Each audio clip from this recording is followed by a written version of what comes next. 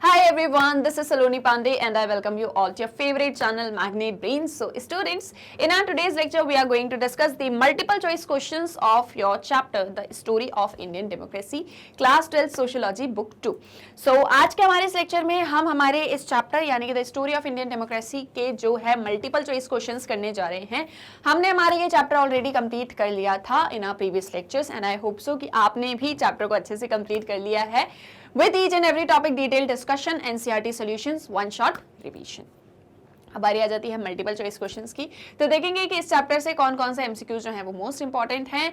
So let's discuss with our question number 1 and I hope so कि आप सभी भी रेडी होंगे, तो फटाफट से मुझे क्वेश्चंस का आंसर भी देंगे कमेंट सेक्शन में। Okay, so question number 1, which of the following is or are not the characteristic of direct democracy? इनमें से क्या है जो डायरेक्ट डेमोक्रेसी का एक कैरेक्टरिस्टिक नहीं है?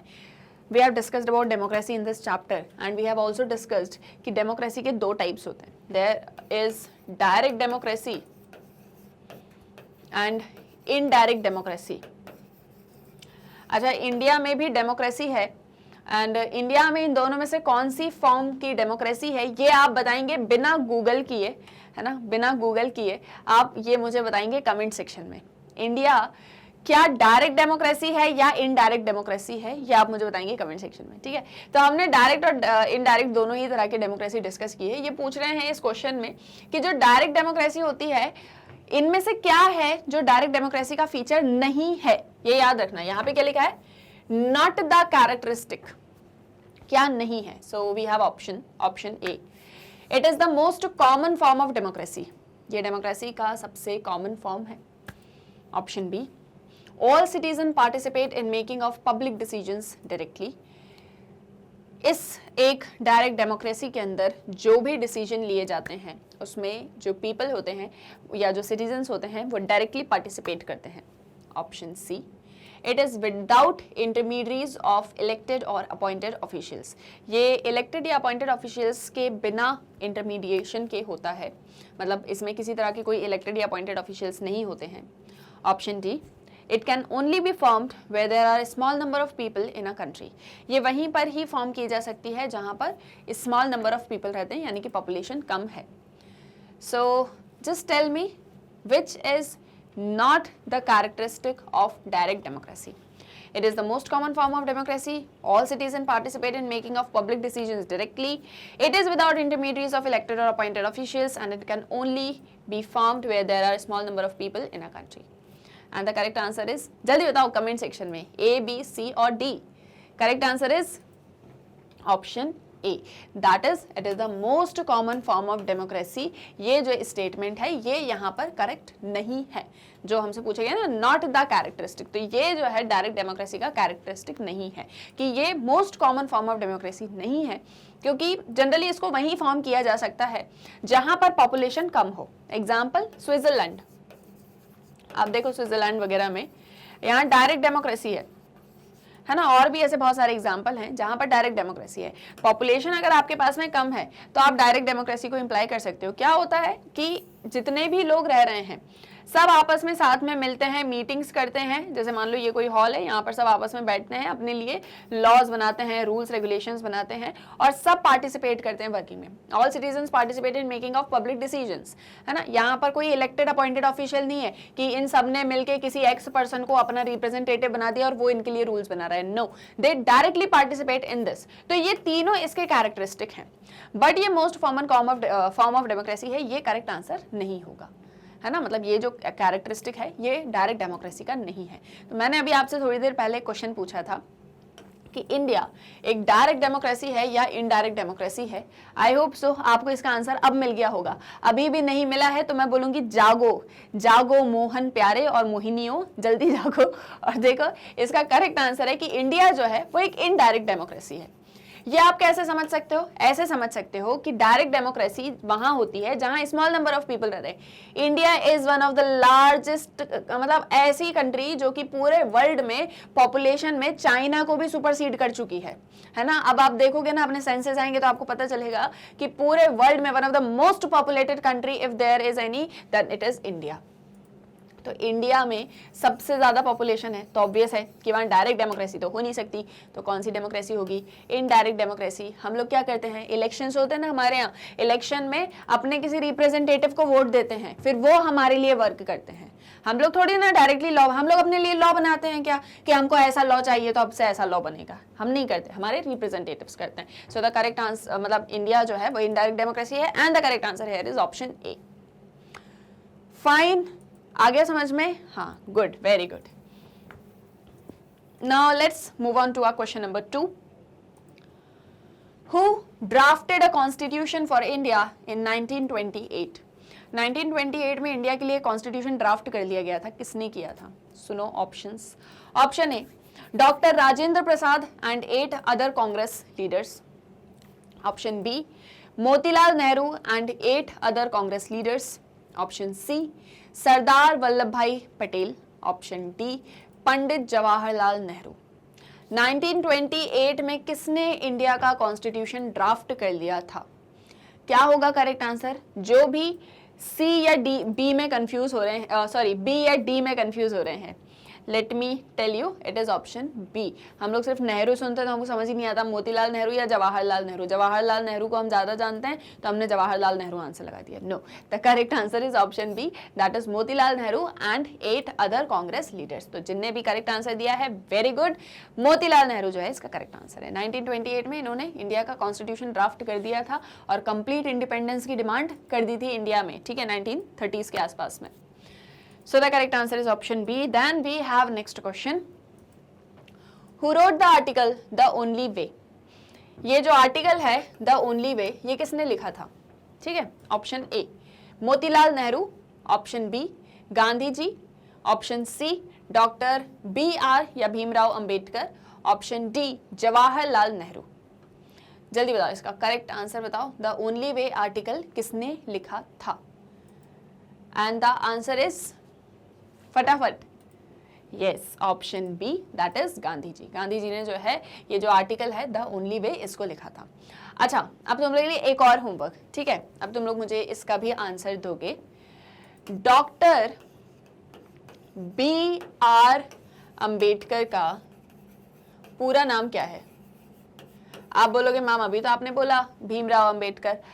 भीमराव अंबेडकर नहीं है, पूरा नाम नहीं है, ठीक है। तो BR अंबेडकर पूरा नाम क्या है, ये आप जो है मुझे कमेंट सेक्शन में बताएंगे फटाफट से। और गूगल कोई नहीं करेगा, फिर से बता दे रही हूँ, गूगल नहीं करोगे। अब आप बोलोगे मैम गूगल नहीं करना है तो क्या करना है?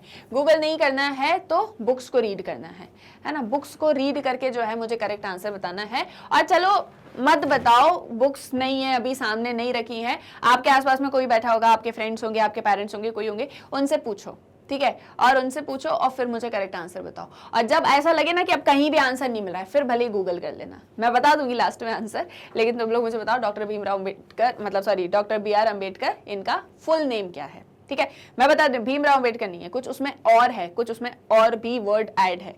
So that you have to tell me in the comment section. Next question, the elections to the constituent assembly were held in. Constituent assembly के इलेक्शंस कब होते हैं? Okay, option July 1945, August 1945, July 1946, August 1946। Correct answer बताओ, सोचो जल्दी से।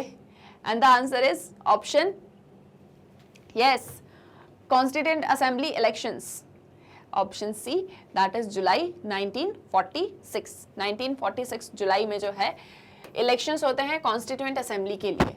Constituent assembly actually क्या होती है? देखो, कॉन्स्टिट्यूएंट असेंबली बनाई जाती है for making of the constitution, for making of the constitution. जो इंडिया का कॉन्स्टिट्यूशन है उसको बनाने के लिए कॉन्स्टिट्यूएंट असेंबली बनाई जाती है, जिसमें अलग अलग मेंबर्स होते हैं, प्रिंसली स्टेट से भी होते हैं और बाकी जो आपके प्रोविंशियल स्टेट्स हैं, मतलब प्रोविंसेस हैं, वहाँ से भी होते हैं। तो ऐसे करके अलग अलग मेंबर्स होते हैं, फिर आपस में साथ में मिलते हैं, मीटिंग्स होती है, अलग अलग कमिटीज़ बनती हैं और उसके अंदर जो है कॉन्स्टिट्यूएंट असेंबली क्या करती है, कॉन्स्टिट्यूशन को बनाती है। इसमें जो मतलब जो पूरा कॉन्स्टिट्यूशन बनता है, तो फाइनली 26 नवंबर 1949 को हम कॉन्स्टिट्यूशन जो है अडॉप्ट कर लेते हैं, है ना, मतलब पूरा जो है कंप्लीट हो जाता है। और साथ ही साथ में 26 नवंबर को हर साल कॉन्स्टिट्यूशन डे भी मनाया जाता है ना। अगर आपको ये चीज़ नहीं पता है तो मैं बता दूं कि 26 नवंबर को हर साल हम लोग जो है कॉन्स्टिट्यूशन डे बनाते हैं, संविधान दिवस जिसे बोला जाता है। फाइनली फिर 26 जनवरी 1950 में हमने इसको ड्राफ्ट कर लिया था, मतलब पूरी तरह से जो है हम रिपब्लिक डे जो सेलिब्रेट करते हैं, है ना। तो that is the whole thing about your constituent assembly and I hope so कि ये भी क्लियर है। Okay, let's move on to our next question. Question समझ में आ रहा है, आंसर भी good. Dash is the ultimate interpreter of the constitution. Constitution का अल्टीमेट इंटरप्रेटर कौन है? High court, parliament, supreme court, Panchayati raj institutions. Who is the ultimate interpreter of the constitution? Word समझ में आ रहा है? इंटरप्रेटर, इंटरप्रेटर का मतलब ये होता है कि जैसे just take an example, fundamental rights हैं आपके पास में, है ना, कॉन्स्टिट्यूशन में दिए हुए हैं। मान लो कि कोई स्टेट है जो कोई ऐसा लॉ बना देते हैं जिसमें आपके फंडामेंटल राइट्स वायलेट हो रहे हैं, है ना। अब जो है उनको ऐसा बोला जाएगा, उन्हें बताया जाएगा कि नहीं ये चीज़ वायलेट हो रही है, और मान लो स्टेट बोलते हैं कि नहीं नहीं वायलेट नहीं हो रही है, हम कॉन्स्टिट्यूशन के अकॉर्डिंग ही वर्क कर रहे हैं, तो उस एक टाइम पर फाइनल वर्डिक्ट किसका होगा? कौन फाइनली बताएगा कि ये जो लॉ है ये कॉन्स्टिट्यूशन के हिसाब से है या नहीं है? High court, parliament, supreme court, पंचायती राज? जी, सुप्रीम कोर्ट, बिल्कुल सही। तो supreme court is the ultimate interpreter of the constitution. Constitution में किसी भी तरह की कोई ऐसी चीज है, जैसे किसी ने कोई लॉ बना दिया, कोई रूल बना दिया, कॉन्स्टिट्यूशन के अगेंस्ट जा रहा है। मान लो कॉन्स्टिट्यूशन में दिया है हमको सेक्युलर होना है ना, वी ऑल आर सेक्युलर। मान लो कल को किसी एक स्टेट ने ऐसी कोई पॉलिसी बना दी जो कि सेक्युलर नहीं है, या सेक्युलर डायमेंशन को जो है खत्म करने की कोशिश करती है, तो वहां पर जो सुप्रीम कोर्ट है इंटरप्रेट करेगा। क्लियर? तो ये जो है हमको ध्यान रखना है सारे points. Okay, now question number 6। Dash has the right to hear some small civil and criminal cases. छोटे मोटे जो सिविल या क्रिमिनल केसेस होते हैं वो सुनने का अधिकार किसके पास में होता है? राइट किसके पास में है? Nyaya Panchayat, Van Panchayat, Gram Panchayat, none of these. Nyaya Panchayat, Van Panchayat, Gram Panchayat, none of these. And the answer is, हाँ सोचो सोचो, बताओ कमेंट सेक्शन में बताओ, ए बी सी या डी, ले लो थोड़ा सा टाइम ले लो, फिर मुझे करेक्ट आंसर बताओ। And the answer is option, yes very good, it is option A, that is न्याय पंचायत। जिनका भी आंसर ए था वो बिल्कुल करेक्ट है कि न्याय पंचायत जो होती हैं उनको ये राइट होता है, अधिकार होता है कि वो छोटे मोटे जो सिविल या क्रिमिनल केसेस होते हैं उनको सुन सकते हैं। ओके, मतलब ऑब्वियस है कि सुन के उनके ऊपर कोई एक डिसीजन, वर्डिक्ट वगैरह जो है दे सकते हैं। Now we have question number 7। Who was connected to the panchayati Raj in tribal regions.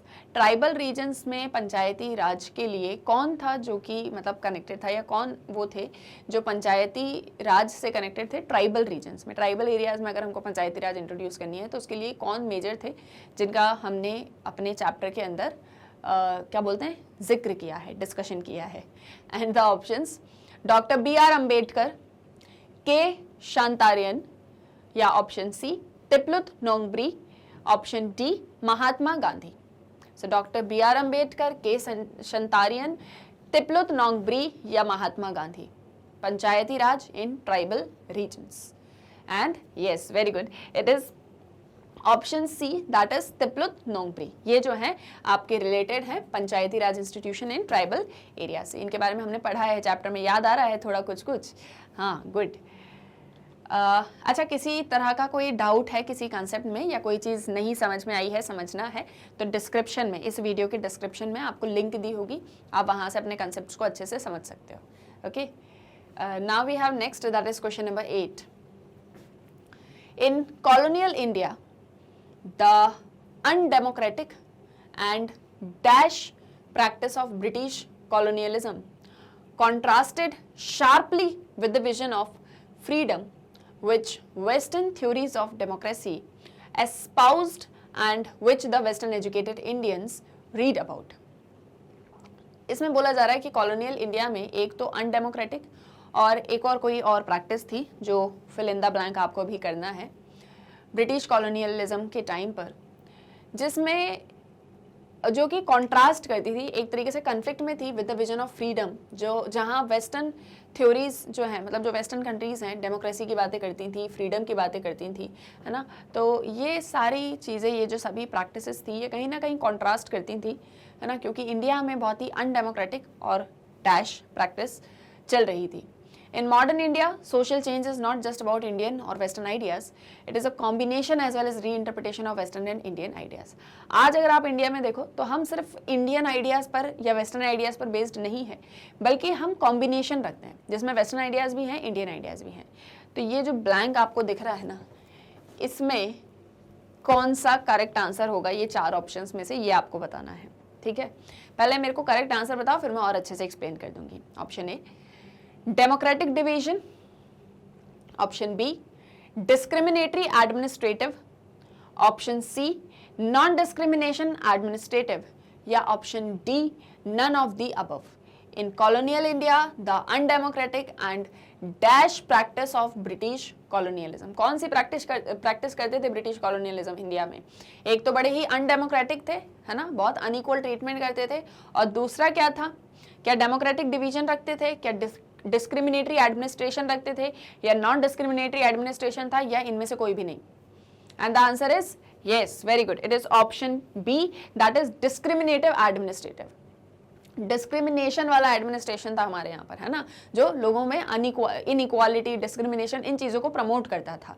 तो ये जो है, ये कॉन्ट्रास्ट करता था वेस्टर्न आइडियाज़ के साथ में, जहाँ ब्रिटिशर्स वेस्टर्न कंट्रीज़ में फ्रीडम, साथ ही साथ में डेमोक्रेसी, एजुकेशन, इन चीज़ों की बातें करते थे, वही यहाँ इंडिया में आके एक्सप्लॉयटेशन करते थे। जब इंडियंस ने वेस्टर्न एजुकेशन ली और वेस्टर्न एजुकेशन के थ्रू वेस्टर्न आइडियाज़ को समझा, तब उन्हें ये सारी चीज़ें रियलाइज होती हैं।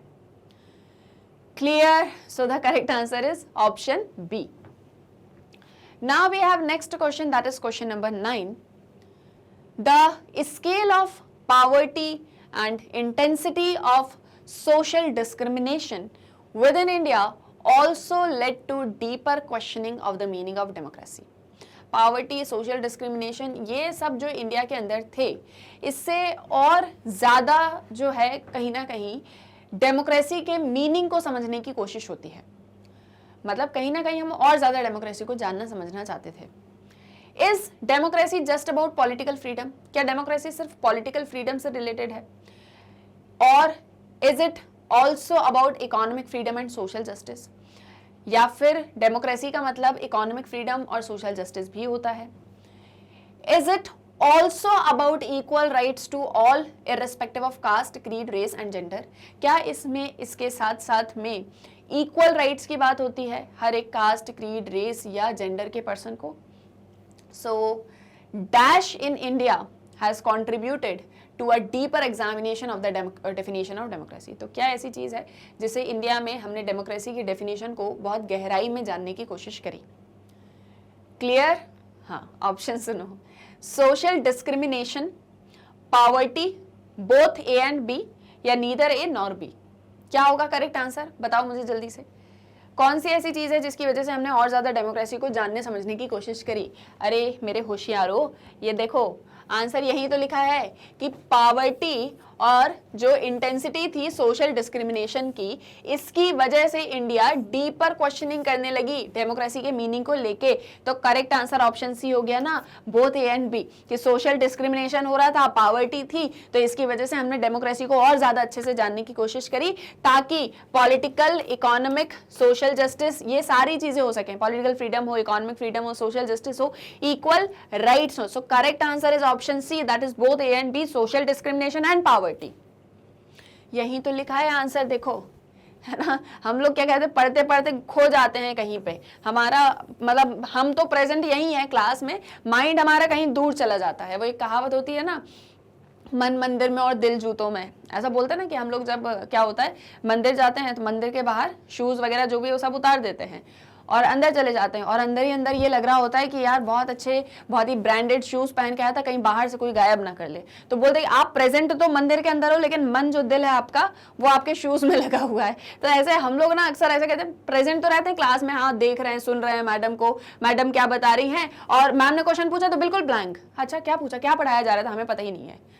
ऐसे मत हो जाओ, ठीक है। ये यहाँ पे ना कॉन्सेंट्रेट करो, यहाँ पे देखो यही पढ़ना है हमको, यही सब पढ़ के आगे जाना है। जो सोच रहे हो उससे कुछ नहीं होगा, तो जो भी सोच रहे हो वो सब बाहर निकालो, अभी यहाँ क्लास में प्रेजेंट रहो, ठीक है। तो यहाँ से जो है पॉवर्टी, सोशल डिस्क्रिमिनेशन, ये सारी चीज हो रही है। जिसने क्लिक कर लिया तो बहुत अच्छी बात है, जिनने नहीं किया उनके लिए मैं ये सारा कुछ बोल रही हूँ कि प्रेजेंट जो है वो क्लास के अंदर ही रहो, माइंड से भी, बॉडी से भी, हर एक चीज से। Okay, so that was about your question number 9। कहाँ खो गए थे तुम लोग? नहीं खोए थे, चलो ठीक है। फिर next question we have question number 10। In 1931 the resolution at the dash of the Indian National Congress dwell on how independent India's constitution should look like. The dash reflects a vision of democracy that meant not just formal holding of elections but a substantive reworking of the Indian social structure in order to have a genuine democratic society. So 1931 में एक resolution adopt किया गया Indian national Congress ने, जिसमें बात होती है कि इंडिपेंडेंट इंडिया का कॉन्स्टिट्यूशन कैसा होगा। तो इसमें एक ऐसा विजन बताया गया था कि डेमोक्रेसी जो है उसका मतलब सिर्फ इलेक्शंस कंडक्ट कराना नहीं होगा, बल्कि इंडियन सोशल स्ट्रक्चर को रीवर्किंग करना भी होगा, जिससे हम एक जेन्युइन डेमोक्रेटिक सोसाइटी बना सकें। यहाँ पर इंडियन नेशनल कांग्रेस के एक सेशन की बात हो रही है, वो कौन सा सेशन है? Okay, option A Lahore session, option B Madras session, option C Karachi session, या ऑप्शन डी त्रिपुरी सेशन। जल्दी बताओ 1931 में कौन सा जो इंडियन नेशनल कांग्रेस का सेशन कंडक्ट होता है? Lahore, Madras, Karachi, Tripuri. And the answer is 1931. We have discussed in our chapter. Yes, it is option C, that is Karachi session. 1931 में कराची सेशन होता है, जिसमें इंडियन नेशनल कांग्रेस बोलती है कि इंडिपेंडेंट इंडिया का कॉन्स्टिट्यूशन कैसा होगा। तो बोलते हैं कि हम इसमें डेमोक्रेसी रखेंगे। डेमोक्रेसी का मतलब सिर्फ ये नहीं कि हम इलेक्शंस कंडक्ट कराएंगे, पर हम साथ साथ में अपने एक जो स्ट्रक्चर है हमारी सोसाइटी का, उसके ऊपर भी वर्क करेंगे और जो भी लैक्यूनाज होंगे उन्हें हटाने की कोशिश करेंगे, तब जाके एक जेन्युइन डेमोक्रेटिक सोसाइटी बनेगी। Okay, and here we have the last question of our multiple choice questions. Question number 11. Constituent Assembly adopted the title Directive Principles of State Policy or DPSP to the rights that courts could not enforce. Additional principles were added with unanimous acceptance. These included dash clause that the state shall organize village panchayats and endow them with the powers and authorities to be effective units of local self-government. Constituent assembly में DPSP की बात होती है, directive principle of state policy. ये ऐसे rights थे जिनके लिए आप कोर्ट में जाके फाइट तो नहीं कर सकते हो, पर इसमें कुछ एडिशनल प्रिंसिपल्स बाद में ऐड ऑन किए गए। इसके अंदर कुछ ऐसे क्लॉज थे जिसमें ये बोला जाता था कि स्टेट को विलेज पंचायत लगानी है ना, और क्या क्या उनको पावर्स अथॉरिटी आपको देनी है ताकि लोकल सेल्फ गवर्नमेंट इफेक्टिव हो सके। कौन से क्लॉज की बात यहाँ पर हो रही है? K Santhanam's clause, T Ramalingam Chettiar's clause, Ambedkar's clause, या बी दास क्लॉज? जल्दी बताओ फटाफट से। कॉन्स्टिट्यूएंट असेंबली में डीपीएसपी की बात हो रही। लास्ट क्वेश्चन है, जितनी जल्दी आप आंसर करोगे उतना अच्छा। जल्दी बताओ मुझे फटाफट से। And the correct answer would be question number 11, constituent assembly DPSP. These included dash clause. कौन सा क्लॉज ये इंक्लूड कर रहे हैं? जिसमें ऑर्गेनाइज करने की बात हो रही है विलेज पंचायत, जिससे लोकल सेल्फ गवर्नमेंट हो। विलेज पंचायत समझते हो ना? देखो सबसे ऊपर क्या होता है? सेंट्रल गवर्नमेंट, जो एक गवर्नमेंट का स्ट्रक्चर है हमारे यहाँ पर, और सबसे ऊपर कौन? Central government. जो भी गवर्नमेंट होती है सेंटर में, दिल्ली में पार्लियामेंट में जो गवर्नमेंट होती है ना, तो वो होती है सेंट्रल गवर्नमेंट। इसके बाद स्टेट्स में गवर्नमेंट होती है, जैसे मध्य प्रदेश की गवर्नमेंट, उत्तर प्रदेश की गवर्नमेंट, तो उसको बोलते हैं स्टेट गवर्नमेंट। अब स्टेट के अंदर गांव वगैरह होते हैं, छोटे छोटे डिस्ट्रिक्ट होते हैं, ब्लॉक होते हैं, तो उनके लिए भी जो है एक ऑर्गेनाइजेशन या गवर्नमेंट्स बनना स्टार्ट हो जाती है। जैसे गांव में होती है तो उसमें ग्राम पंचायत होती है ना, बोलते हैं ना विलेज पंचायत होती है, तो वो होती है। तो ये आपकी हो गई विलेज डिस्ट्रिक्ट लेवल पे विलेज पंचायत, मतलब विलेज पंचायत विलेज लेवल पर होगी आपके, बाकी ब्लॉक डिस्ट्रिक्ट ये सब पंचायत भी होती हैं। तो इस तरीके का एक पूरा स्ट्रक्चर है। तो किसने बताया था, देख लिया answer ABCD and the correct answer is option A, that is K Santhanam. के संथानम क्लॉज था जिसमें विलेज पंचायत की बात होती है और बोलते हैं कि विलेज पंचायत लगाओ और उन पंचायत को कितना पावर दोगे, कितनी अथॉरिटी दोगे ताकि वो इफेक्टिवली काम कर सके। So the correct answer is option A, that is K Santhanam. And I hope so कि जितने भी MCQs हमने करे, भले ही हमने थोड़े से MCQs करे, लेकिन आपको वो बहुत अच्छे से समझ में आए होंगे और आपको ये समझ में आ गया होगा कि क्वेश्चन किस तरह से आएगा, आपको किस तरह से अच्छे से चैप्टर को पढ़ना है। मैं आपको यही बोलूंगी कि एक बार आप अच्छे से चैप्टर को रीड करिए, उस चैप्टर में से शॉर्ट नोट्स बनाइए, छोटी छोटी चीज़ों को हाईलाइट करिए, जो इंपॉर्टेंट पॉइंट्स हैं, फैक्ट्स हैं जिनसे क्वेश्चंस बन सकते हैं, और इसी के साथ में बढ़िया से अपनी प्रैक्टिस करते रहिए। ठीक है, कहीं किसी तरह का कोई भी डाउट आता है तो आप मुझसे पूछ सकते हैं कमेंट सेक्शन में, और इसी के साथ में हम मिलेंगे हमारे नेक्स्ट वीडियो लेक्चर में। तब तक के लिए अपना ध्यान रखिए, अच्छे से पढ़ाई करिए, कोई डाउट हो तो वो हमसे पूछिए कमेंट सेक्शन में। जाते जाते एक छोटी सी इन्फॉर्मेशन कि आप मैग्नेट ब्रेन्स की वेबसाइट को कैसे एक्सेस कर सकते हैं। So as you all know, daily lectures आपको मैग्नेट ब्रेन्स के यूट्यूब चैनल पर मिलते हैं, साथ ही साथ आप मैग्नेट ब्रेन्स की ऐप भी प्ले स्टोर से डाउनलोड कर सकते हो। इसके अलावा जो मैग्नेट ब्रेन्स की वेबसाइट है दैट इज www.magnetbrains.com, जो बहुत इजीली गूगल पर एक्सेसिबल है। इसे आप जैसे ही गूगल पर एंटर करोगे आपके सामने magnet brains education platform open हो जाएगा, जो कि इंडिया का नंबर 1 चैनल है फॉर स्कूल एजुकेशन। यहाँ पर आपको हमारे सभी टॉपर्स देखने को मिलेंगे जो मैग्नेट ब्रेन से पढ़ के अपने स्कूल्स में, अपने स्टेट में, अपने डिस्ट्रिक्ट में टॉप किए हैं। साथ ही साथ यहाँ पर आपको हमारे सभी टॉप कोर्सेज मिलेंगे, हाई क्वालिटी एजुकेशन मिलेगी विद बेस्ट टीचर्स। तो जो भी class, course, subject, chapter, lecture, topic आपको पढ़ना है उस पर आप क्लिक करना, वॉच नाउ का बटन आएगा, वॉच नाउ पर क्लिक करोगे, वीडियो आराम से ओपन हो जाएगा। जो भी आपको पढ़ना है बहुत इजीली आप एक्सेस कर सकते हो बिना किसी पेड सब्सक्रिप्शन के। 2 लेक्चर्स के बाद में हम आपसे कोई कूपन नहीं बेचेंगे, ना ही आपसे कोई पेमेंट लेंगे, सब कुछ बिल्कुल फ्री ऑफ कॉस्ट है। तो आराम से अपनी पढ़ाई करो, अपने फ्रेंड्स और रिलेटिव्स को भी मैग्नेट ब्रेन्स के बारे में बताओ ताकि वो भी इस 100% फ्री एंड क्वालिटी एजुकेशन का बेनिफिट ले सकें विद बेस्ट टीचर्स। तो अब जल्दी से कर दो वीडियो को लाइक, शेयर एंड सब्सक्राइब, और हाँ, आप मैग्नेट ब्रेन्स को इंस्टाग्राम, फेसबुक, ट्विटर, टेलीग्राम सभी पर फॉलो कर सकते हो। आप मैग्नेट ब्रेन्स के नोट्स, बुक्स एंड ई-बुक्स का लिंक आपको इस वीडियो के डिस्क्रिप्शन में मिल जाएगा। मेरे सभी लेक्चर्स का लिंक भी आपको इस वीडियो के डिस्क्रिप्शन में मिल जाएगा। तो for more updates stay tuned with Magnet Brains. See you in next lecture. Thank you very much.